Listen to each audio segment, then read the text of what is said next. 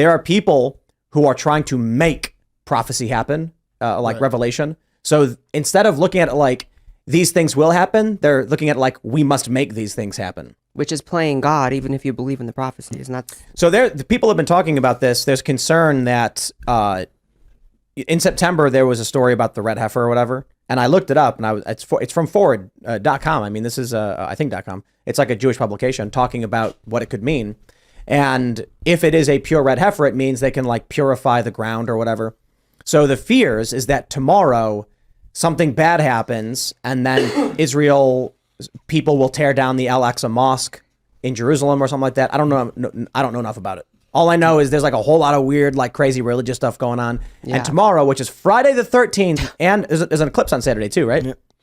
Yeah, the Ring of Fire eclipse is Saturday. Is that true? It passes through North America. Yep. And of course, it's the Ring of Fire, not normal eclipse, Ring of Fire. Okay, great. Mm-hmm. Yeah, I think the red heifer is something that someone figured out in like 1989. From when I read about this, so everyone can kind of, we've been talking about it a lot. We haven't actually figured the whole story out. Red heifer has to do with something that someone read into the Bible. They saw this stuff that mentioned red heifer. This is like Moses era. So this is a while ago. This is within Judaism. I don't know how much that's to do with the apocalypse now. I don't know what else it means, but a lot of reading I'm gonna go do. So tomorrow is the global day of jihad on Friday the 13th. And Saturday is the Ring of Fire eclipse. I should not have smiled in that thumbnail. I look crazy. I mean, the title. And then I'm going to spend the day in the emergency bunker playing Baldur's Gate 3 and just lock the door and turn the lights off. That's smart. Wait it out. I thought it was weird that September 11th happened on 9/11. Yeah, I've always thought about that, actually. But why, though? I don't. It was because it's like the emergency number. What if it happened on like 3:14? People would be like, "Whoa, pi." You know what I mean? Like, but it was like 911 emergency. Right. People always like, the numerology stuff. Yeah. People look for numbers. It's like, dude. Yeah.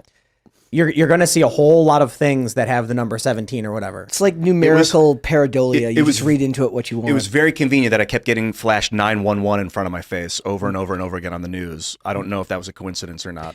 There's something to that, actually, I guess. I mean, that's some kind of that programming, like, be afraid, emergency, as if it wasn't clear enough, but I get that. But to bring it back to what Tim was saying really quick about how, people are, younger college students now are sort of super pro-Palestine, and then people are kind of realizing how demented that is. It's like it brings it to Black Lives Matter yesterday, or was it the day before with the parachute imagery that they did. Yep.